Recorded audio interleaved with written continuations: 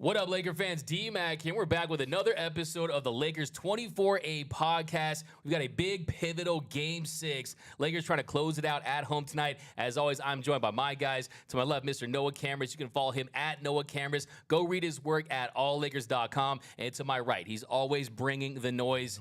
Mr. Noel Sanchez. Follow him at Noise by Noel. Suns out, guns out for Noel today. So, young Lotto in the house. That's what I like to call him. But let's get right in the mix because we have to talk about this game because a lot of talk out there. Is this a must win for the Lakers? Because you know they don't want to go back to Memphis. They want to close things out tonight. What are your thoughts heading into this game? Is it a must win for LA? I mean, it's as close to a must win as a non-elimination game can be. You saw what happened in Game 5 in that raucous Memphis atmosphere. I mean, those fans were loud. The Grizzlies were feeding off of it. I mean, every layup, every big play, you saw Ja kind of feeding to the crowd. You don't want to go back. You don't want to go back to Memphis. The last thing you want to do is have a win-or-go-home game on the road. Memphis being hot, winning 2 in a row. So this is the game the Lakers need to close out. They need their stars to be stars tonight, and that obviously starts with LeBron James and Anthony Davis carrying the load and making sure that you do not go back to Memphis for Game 7.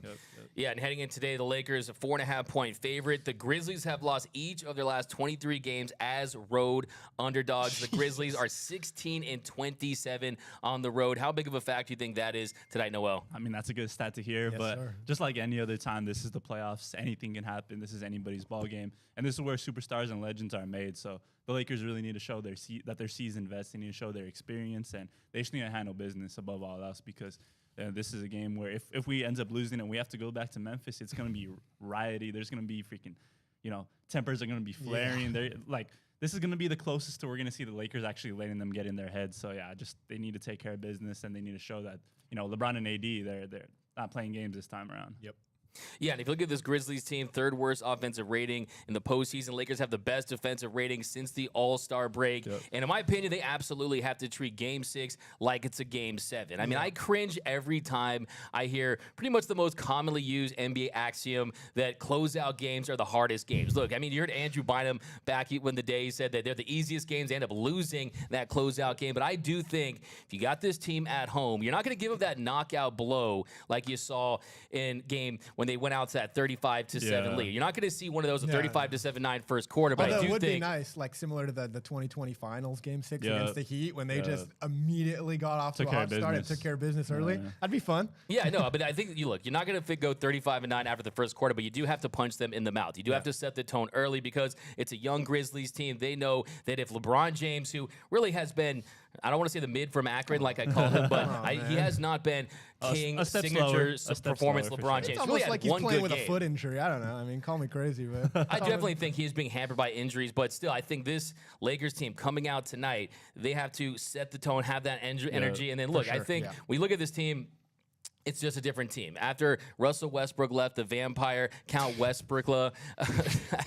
Okay, sorry. Are you a Westbrook fan? No, I'm a big Russ fan. I'm a big Russ fan. That's the vampiro right there. That's the vampire. Yeah, but look, I think this team, first round knockout early, go out there, set the tone. But do you want to see any changes heading into this game? Because we saw previous games. You haven't seen very much Wenyen Gabriel. We haven't seen Mo Bamba. I mean, you're seeing this team absolutely feast when the Lakers go with Rui and LeBron there in the 4 and the 5 matchup and just get uncontested layup after layup. What do you want to see them do different? Or, hey, it's Game 6. You really can't make any drastic changes this late in the game. Well, the good news is, I don't know if you guys saw the reports, but apparently Darvin Ham had a sleepless night going through rotations and making sure he knew exactly all the right changes that need to be made. He must have heard all the fans talking on Twitter or something. So it doesn't sound like there's going to be changes, and I think it's the changes that we've kind of talked about a lot on this show, shrinking that rotation. You don't need to let Malik Beasley play 15 minutes if he's not scoring. You don't have to let Troy Brown Jr. play 20 minutes if he's not scoring. You got to shrink the rotation, play this game as if it's a Game 7. If you have to play LeBron and AD 40 minutes, then so be it. This is as important a game as any this year.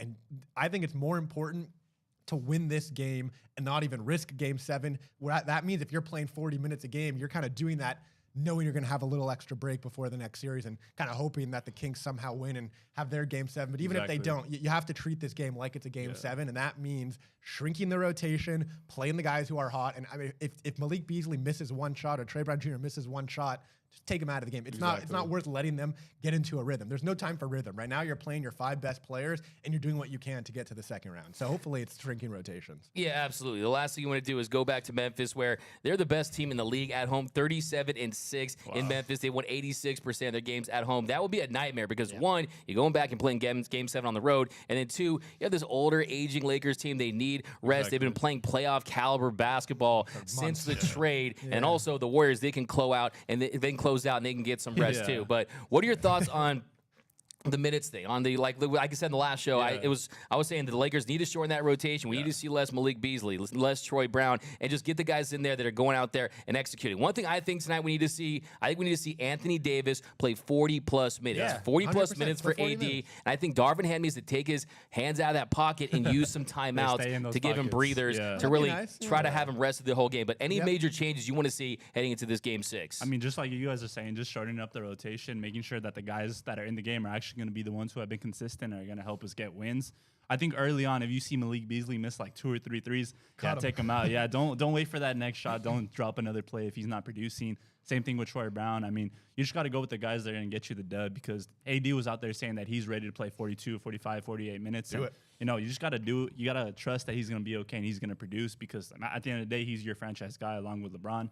And they'd rather just go all out and play a bunch of minutes this game than risk going to a game 7 and having to fly out there and not being ready for the next series. So I just think even if they have confidence that they'll be able to finish in Memphis, they got to knock it out today. And Darvin Ham has to realize that the guys that are going to be on the court at the beginning and the guys that are going to be at the court at the end, he needs to go with the guys that are going to produce. Yeah, I mean, honestly, if this is a close game, and we look at the box score at the end, and LeBron, AD, and Austin Reeves don't have at least 38 minutes each, something went wrong. So, I mean, if it's a blowout, that's one thing. But if we have a close game that's going to go down to the wire, that box score better have like a 37 or 38 or more by Reeves, LeBron, and AD. Those guys cannot take long rest, because those are the 3 key pieces. And I think Rui Hachimura can even be in there too. Those are the 4 guys who really have to play a majority of this game, because that's the key. Unless, of course, maybe they get out early and then they can rest them. But if it's a close game, you got to do that. And AD's got to get the ball early, and he's got to have a lot of shots today. I don't want to see like 15. I want to see 15, 20 shot attempts, probably more than that too. But he needs early. He needs to get it up. Take it straight to JJJ early.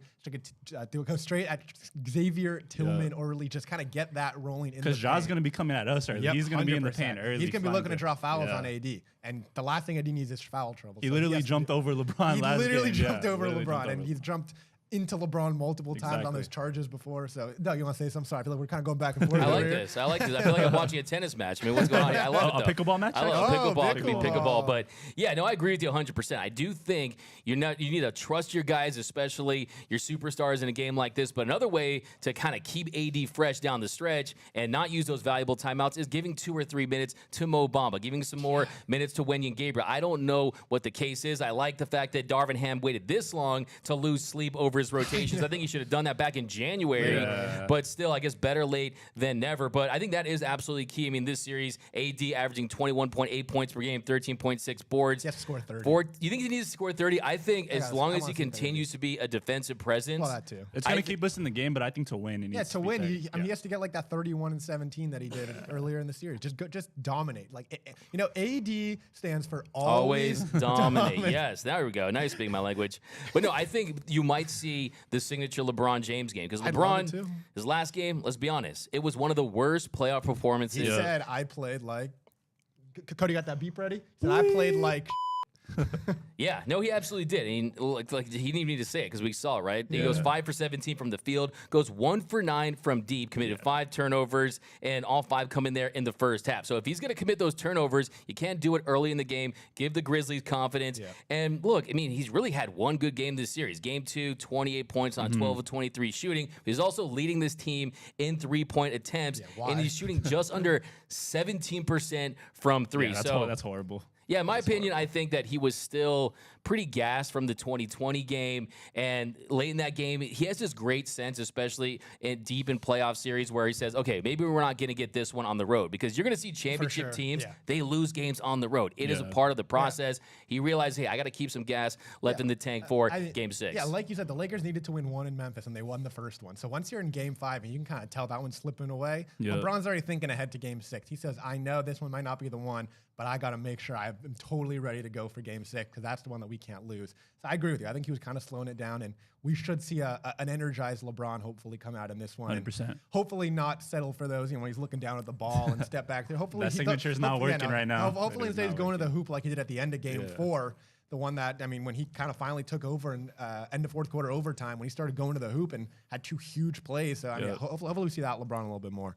Yeah, but what do you make of that? 16.7% from three. He's going 6 for 36. To me, he's settling. He's settling, and also too. We saw early in this game, he actually was active in transition. He was handling the ball, but that is a sign when he is drained. When he starts settling 4 threes, and honestly, it's they're bailing out the Memphis 100%, defense. 100%. They don't even got to work for it. That's just like a long rebound, if anything, and they get to take off. The Grizzlies would love for LeBron to shoot like 8, 9 threes. I feel like that is like the best case scenario for the Grizzlies and make LeBron beat you from deep, which is why you got to run through AD, get LeBron going downhill, and then have, whoever's ready, Austin Reeves, D'Lo, whoever's out there ready to shoot, or Hachimura. But the offense has to run through AD and hopefully preserve LeBron's legs until the Lakers really need him to come through like he did in game 4. Because he's going to be thinking long term. He wants to get that day off. He wants to re-energize himself, get his hair filled up for the Warriors series. He got the afro right now. As you guys saw, he's got like a little afro. He's kind of throwing it up. But will he be the player of the game? You're going to get a signature LeBron performance tonight? I'm going to go AD's player of the game. I think, at least stat-wise.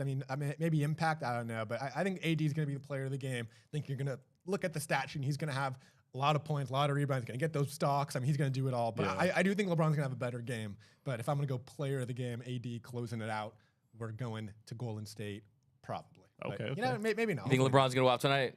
I think LeBron's gonna close out the series. I think he's gonna go out the bank. I think he wants to put like a cherry on top of the Dylan Brooks thing, just the whole Grizzlies thing. So I think this is the game where he dominates. Hopefully, we haven't seen him catch a body in a minute. I want to see him get up and just can throw he still one down. do that? I think he still can. I think he still got some. But we also have another guest today, so I think we should switch the camera over to Buddy. Yes, sir. My buddy. We don't have a camera. We're still gonna hear Buddy though.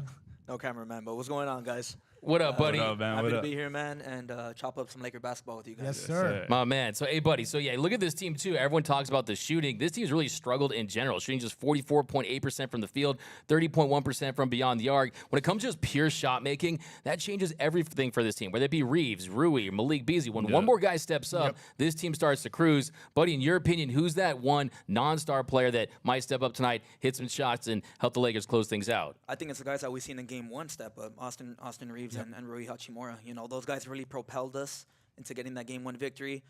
I kind of thought it was more of a feel out game for the Lakers in game 1, but they just came out and they kind of propelled us. LeBron took a back seat. We don't need LeBron to take a back seat today, but we do need Austin Reeves, Rui, maybe even Dennis Schroeder. We haven't definitely. even seen the Dennis Schroeder game, so I think those 3 guys will be the guys to to help us close out the series. And I just think, too, going off of what Buddy said, just like having those young guys, it's like that was one of my bigger fears for the playoffs overall, was that we had been relying so much on the production of them that, once you get into the playoffs, it's their first time actually going through a serious stretch like this. But from what I've seen so far, they have had their big games, and they kind of fizzled out a little bit these past they're still doing the little details, they're hustling, but as far as getting into the 20-point range, I haven't seen Reeves get there again yet. So that's still gonna be cooking up for sure. And Dennis Schroeder is a vet in this league. Yeah, I'm feeling a big Austin Reeves game today. I think at home he really likes playing in front of that crypto crowd who kind of loves him, and I just see him kind of getting going, kind of how he took over in game 1. Maybe not to the same degree, but I really see him having a big day, hitting some big shots, having a few kind of big plays that kind of spark the momentum, and potentially running back to that bench screaming, I'm him. We'll see what happens, but I am feeling that big Austin Reeves game to really help LeBron and everyone else close this one out. Yeah, and I almost think that he's quietly put together a pretty consistent series, averaging 17.6 points, 4.4 assists, but also shooting 40% from deep. Huge. The key for him is just being that playmaker, having that fluid offense, just keep things smooth. If you can do that and play solid defense, I think that's going to go a long way. We'll see how he steps up, too, because now he's in the part of the latter stages of his first playoff series and how he performs, so that's going to be big. Now, next one we got to talk about, though, is Ja Morant. So Ja, we know that their success or failure is really going to come down to how well he plays. We know he exploded there, 45 points, 13 assists, went crazy in the fourth quarter. But what do you think the key is for them to stop Ja Morant? Because to me, I think if you look at the defense they've been playing against him, he's been kind of burning them on the pick and rolls, getting inside the paint. They've conceded the 3 against him, but I just think they need to make those switches quicker and really make things more difficult. Because when he starts cooking, this is a guy that can change the game. I mean, we said it before. I mean, you can't stop Ja. I mean, like Ja is just so explosive. He's so dominant. And when his 3-point shot is falling, which at times the series it has, there's like no answer for someone like him. But it has to just be kind of like you said, much quicker switching on screens. Like don't maybe stop going under him, but having help underneath. I mean, I don't know. There's not like a solution. Jared Vanderbilt has to kind of keep playing that role for however many minutes he's going to end up playing. If he's not playing well on offense, he's not going to play a lot of minutes. But then you kind of look at Austin Reeves, Dennis Schroeder, D'Angelo Russell. I mean, they just have to put the energy on that side of the ball. And I don't know. I mean, there's no solution for someone like Ja. But you got to do your best, because if Ja gets going, he can change this game in a second. So yeah, for me, what I'm looking at is, one, how does this team handle the defense when 80's off the floor? Because if you look at the net ratings, they're absolutely night and day difference with him out there as a rim protector. But also, how do they handle Ja Morant if he starts cooking? You cannot have another situation like we saw there in Game 3. I mean, fourth quarter went 9 for 12 from the field, at 24 points, at 22 straight points. You got to send the double. You have to keep the ball out of his hands. Also think, too, you got to stop him in transition. And that's really the big thing. When he really starts moving, it's in transition. But how are you stopping Ja in Game 6, Noel? I mean, I think at this point they still just keep letting him shoot threes. I know he had that explosion with that 45-point, but I mean, just going historically based off of his career thus far, and considering the hand injury that he's fallen on multiple times already, I mean, you got to feel better about him taking a three versus getting into the paint, which is his bread and butter. But if he starts hitting those shots, like you said, that's when the double teams have to come, because, I mean, if he's shooting well, he's pretty much unstoppable. You have probably one of the best slashers, best floater games in the league. He has that go-to crossover that nobody can stop. So I just think, being able to double, being able to switch between Austin Reeves, between Malik when he's out there, between Roy, between Jared Vanderbilt chasing him around picks, all that, it just comes down to effort, and that's all it is. I know it's getting late in the series, but the Lakers need to really just have those legs under them and be willing to put in as much effort on the defensive end as they are on offense. But also, real quick question for you, Doug. You've been hating on my boy D'Lo for a minute. What'd you think about those threes?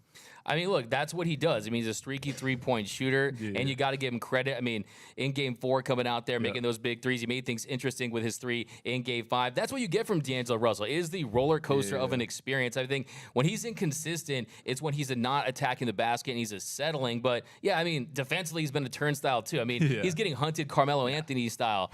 So, yeah, I mean, look, I like the fact that he's been able to embrace his role and he's not afraid of being a number 3 and number 4 star. But, hey, look, I mean, I'm not a big D'Angelo Russell guy. Let's make that's no secret on this show. But still, he's helped this team win. And every time he makes a big clutch shot, hey, give him a lot of credit. And I think he's not shying away from this moment or taking big shots. So hopefully he can continue to make baskets and really keep things going for this offense, because that's what they need him to do. But I think this Grizzlies team and Ja Morant, I think a lot of people are writing them off. I think they're going to come out like some wounded animals, like some Grizzlies, like the Big Bear in The Revenant, and treat the Lakers like Leonardo DiCaprio. And I think they really need to fight back and realize that they are playing a team that they have everything on the line, and they know that if they can squeak out this win, you go back to Memphis and you give yourself a great chance to advance in the second round. So I do think it's absolutely pivotal. You stop. I mean, last game, Ja goes for 31 on 13 of 26 shooting. I think he's got one more big game in him. Yeah, I mean, Desmond Bane already guaranteed a Game 7 in Memphis, so they're confident. Yeah, let's talk about Bane. I mean, Desmond has been the bane of the Lakers' existence this series. Come on, Doug. And like you said, he guaranteed a Grizzlies win, but he's shooting just 31.8%, but he exploded for 33 points on 12 of 20.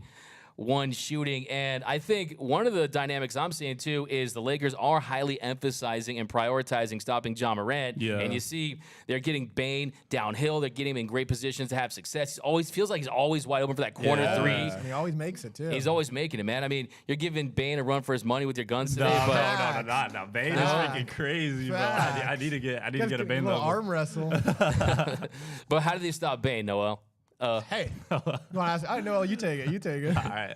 I mean, bro, when you have someone going off right next to Ja Morant, it's crazy. It's super hard to stop considering what both those guys bring to the table. And then Jaren Jackson manning the paint. But I mean, it's just staying on top of your rotation, staying on top of the defensive assignment that hopefully Darvin Ham put together after that sleepless night. So yeah, just being able to keep an eye on all shooters at all times. Like there's times where LeBron of all people falls asleep, and that's why you're seeing him wide open so many times, because LeBron just kind of watching Ja, seeing if he gets to the paint. AD's trying to block the shot every time. So it's just having that weak side defender, being able to keep a foot in the paint and also keeping an eye on Desmond Bane, because he floats around all the time, and then he's ready, and he has like very good form, very good release point, and it's hard to block. So I mean, I think the weak side defender here, and it's usually always LeBron or it's always Austin Reeves, I think, for what I've seen. So they got to be on top of their rotations. Yeah, he's playing very confidently. But what do you see from No, Brooks? I mean exactly what Noel said. It's just kind of not falling asleep when you're kind of getting set on jaw, because obviously that's the #1 priority. But Desmond Bane's 1B. I mean, Desmond Bane's a great shooter. He's been all year. He's been last year. So you can't fall asleep on him either. Yes. And if you're going to fall asleep on anyone and leave anyone open, it has to be Dylan Brooks. And you got to live and die by Dylan Brooks, because so far the Grizzlies are dying by Dylan Brooks. And make him beat you. You can't make Desmond Bane beat you, because Desmond Bane can beat you. Dylan Brooks can't beat you. If he gets hot, so be it. But I think that Crypto.com crowd will do enough to really kind of, every time he touches the ball, they boo. I think that'll get in his head enough where make Dylan Brooks be the shooter. Yep. You can't let Desmond Bane do it, because he's too good. Yeah, and let's talk about public enemy #1 here in LA, Mr. Dylan Brooks. He has been dealing bricks this entire series, really hasn't gotten going. And he was quoted as saying, "I'm used to a certain standard for myself. One of these games, I'm going to break out for 3 or 4 threes and change the game." Yeah. Now, I don't know if he's talking about the Summer League or in Shanghai, China in his career, something like that. But do you think there's a chance that he goes off tonight? No. The Crypto.com crowd, every time he touches the ball, they boo. What do you shoot, like 3 for 13 in one of the early? Yeah. I mean, like he's not gonna. I don't think he has it in him in that crowd. He's put this upon himself. Clearly, he's not strong enough to take it, because when they lose, he doesn't talk to the media. Like he's so far in his head right now, and the fans are in his head, the media's in his head.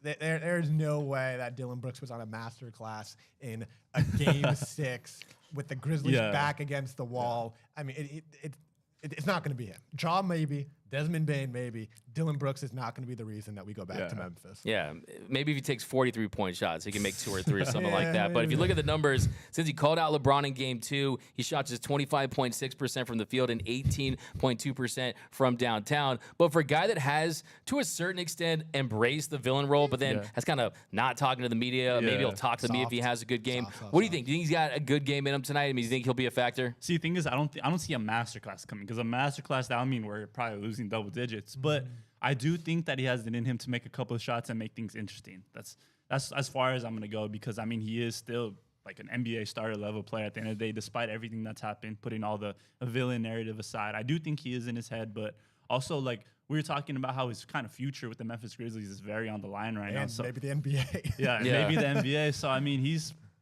is probably one of his last chances to really showcase what he can do. And I mean, this could be his last chance to erase all the bad that he's done. If he has like a very solid game and the Grizzlies win, that's kind of his like way of getting back into their good graces. So, I mean, I'm not saying that he's gonna go off, but I'm saying don't count it out. But I want to hear what Buddy has to say about this, because he's a big Dylan Brooks guy from what I heard. My buddy.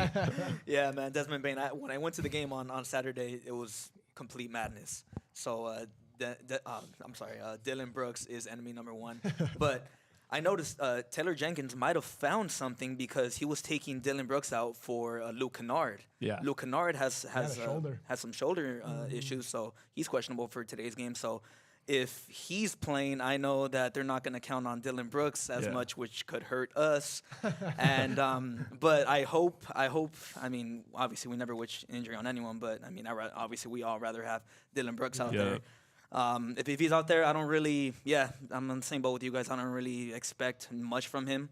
Maybe hit 1 or 2 threes and get himself going, do his little celebration, look at the crowd or whatever. But I mean, we do like the nothing intro. really special. Yeah. The intro's pretty good too, right? The intro's fire. Yeah.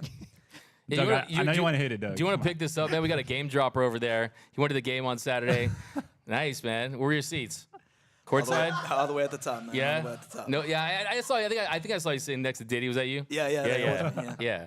No, Next but to the Kardashians? I agree. I made my way down there. I think it would be therapeutic for this team to just treat him like the villain and him have a bad game. But I don't know, something about just the narrative, the whole story of this series. If he gets hot early, gets some confidence. You don't think it's over, right? You don't think it's over? I don't think it's quite. I never think any series is over, especially in the NBA, especially when you consider it's a 7 versus a 2. Of course, it's not your typical 7 seed, but we're going to transition to this closing lineup. And I was going to ask that. That's crazy. You're going to ask that? I was going to ask you guys at the end of the show. That's Man, perfect.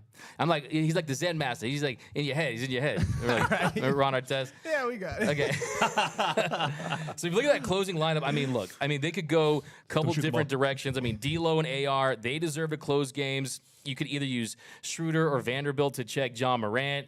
I think if you look at Rui, if he's got it going, we know defensive rebounding-wise and scoring-wise, he provides that value. But who do you think closes this game? And if you're Darvin Ham, who do you want out there in crunch time? Assuming that one of these guys is not just ice cold, which obviously you can't predict, but assuming everyone's having like their normal game, at least like not going totally off, I got D'Lo, AR, LeBron, Rui, AD. I think that's my 5 that I want closing a must-win game, as close to a must-win as possible. You got the shooting, obviously got the playmaking with D'Lo, LeBron, Austin Reeves. You got all that going. Then you have Rui, who has a mid-range game. He can shoot. AR can shoot. And then, of course, you got your defense. You got AD clogging the paint. Austin Reeves is a scrappy defender. Rui Hachimura's kind of been a big body, at least can box out, stuff like that. So I think as long as, none of them are having one of their horrible off games, those are the 5 I want. If let's say it's 5 minutes and we got a close game, those are the 5 I want closing this one out and sending us to the second round. Yeah, and real quick, I mean, Rui, 9 points on 21 minutes. I mean, why do you think they've limited his minutes? I mean, he was kind of short on some of the, kind of late on some of those rotations. I think defensively he had his issues, but do you think it's mainly on the defensive side? No, it's for sure defensively, because you see, I mean, his shot's still going. He's not hitting the same he was hitting when his 29-point masterclass in game 1, but the shots are still there. So I expect him to be in the lineup. I expect him to get his shot going early. They're probably going to try to get him to his little spot in the mid-range at the elbow, whatever it is, and try to get that shot going early, because that's a really important offensive aspect of the offensive game here for the Lakers. If he has a shot going, if Austin Reeves has a shot going, that's how you saw them get the upset in game 1. Those are the guys you want to kind of supplement and let LeBron and AD pick their spots. So if you can get Rui kind of going early, get his mid-range going, kind of get his confidence on those corner threes when he gets those, that's a recipe to win this game. 100%. Yeah, and I think Rui should absolutely get some of Brown and Vando's minutes 100%. If he has it going, because he can provide that offense. But how about you, Noel? What do you think about the crunch time of this game? How will the Lakers close things out? That's a beautiful lineup right there. I think all of those guys, of course, all the guys have proven what they can do at that level, at that point of the game, and they all step up to the big moment. And, I feel like those 5 guys are kind of like, they make up what the Lakers are right now as far as rotations, as far as shooting, as far as the versatility. The only thing I would say is if Ja or Desmond Bane are both going off and clearly Austin Reeves and D'Lo are struggling, I think that's when you get Jared Vanderbilt in there a little bit. So that's the only change I would make. But other than that, those 5 they're the ones who are going to score the ball for us and who are going to hold down the paint. So solid right there, no? Yeah. Solid. I mean, as long as AD doesn't have a lot of fouls, he can at least slow down Ja. That would be horrible, if Roy has to be the big man at the end. The biggest key, I think, for the Lakers is AD cannot get in foul trouble in this game. He is just too crucial. And, I mean, ideally, he can get the other side in foul trouble. Just got to keep jumping vertically. Yeah, which he's done a great job this year. I mean, if you're watching him, he is really good at going straight up.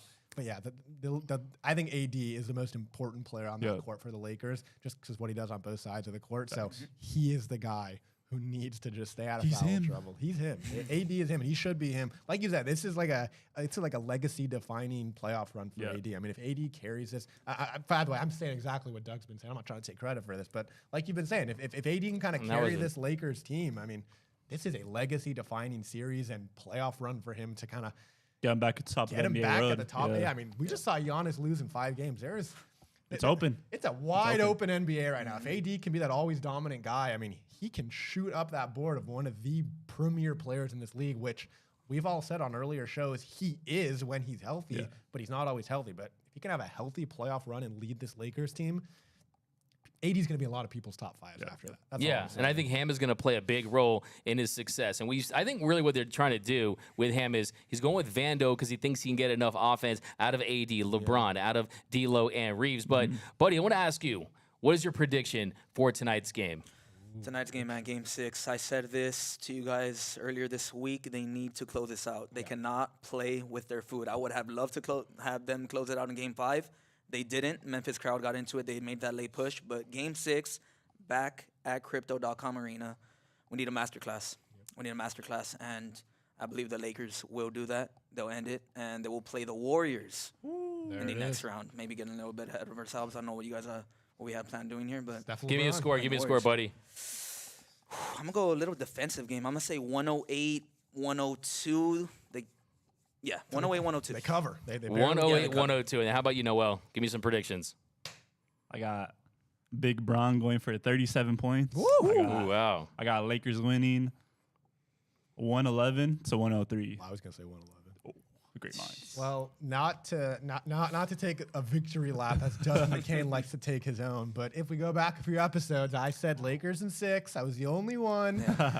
What? Yep. No, Lakers wait, in Doug, 6. no, Doug, you said Lakers in 5, right? Yeah. So I said Lakers in 6, only one. Looking real good. I'm feeling good. I'm gonna probably put on Twitter. My Lakers in 6 is looking real good right now. But yeah, no, I think that I said it the whole time. I had a feeling the Lakers were gonna close out at home, Game 6. I think it's actually not going to be that close. I know like it's kind of like, yeah, you want it to be a close game.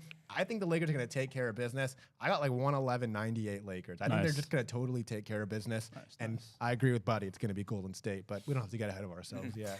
Yeah, I think for this youthful, inexperienced Grizzlies team, I think the moment's going to be too big for them. I think this Lakers are going to come out. They're going to punch them in the mouth early. I agree. They're going to have them seeing stars. I'm not talking about the celebrities they'll be sitting courtside. I think they're going to go out there, have a big impact in the first quarter. I think they win this game by a final score of 112 to 101. I think they'll make a run later, but I think 112-101. I think the Lakers win. I think the best player on the court tonight is going to be Austin Reeves. I think Austin Reeves, offensively, I'm still trying to will. One of my bold predictions, the 30-point Austin Reeves, the LeBron James. I'm trying to will that.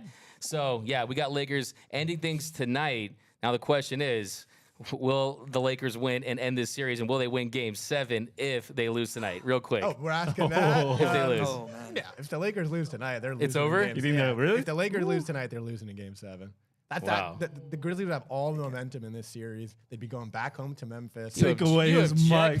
You objective SOB. Sorry, Take that I'm mic sorry away. that I'm sorry. It's for tough being to agree. It's tough to disagree It's with you when hard you to look at that road record Yeah. and you look at the home record of the Grizzlies. Buddy, if the Lakers lose tonight, do they win Game 7? This is a must win for the Los Angeles Lakers. If they lose tonight, they are in trouble.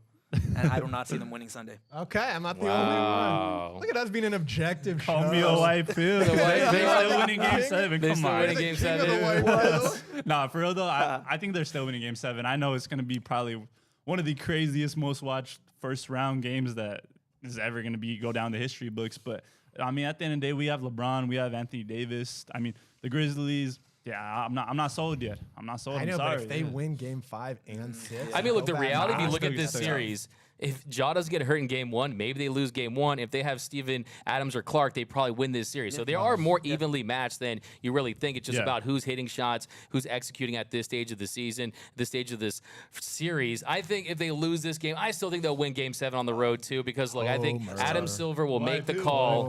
The script writers will be on it. There's no chance in hell the NBA is going to lose an opportunity to have Steph and LeBron in the second round. This is the WWE. Warriors Grizzlies is a pretty good series too for all the talk they've been doing. I mean, Warriors Grizzlies is a good series too. Those, Man, I would love that. Those That's guys. more of a beef than a now I would rivalry. love- If- Welcome to Grizzlies As an 248 over here. As an NBA fan, Both of you that'd be guys good. are out. Grizzlies 248. We're just testing to see if anyone actually watches this, guys. I mean, this is really what this is about. Let's go, Craig. How about Cody? Real quick, prediction tonight. Producer Cody, the greatest producer in the game, the glue sir. of the show. Yes, He's sir. the glue, Shout out the to special Cody. sauce of the Lakers 24-8 podcast. Lakers win 126 to 103. Cody, you're gonna be there. Braun drops a 45. You mean the goat? drops Whoa! 45. The GOAT. 45, 9-9, and on to Golden State.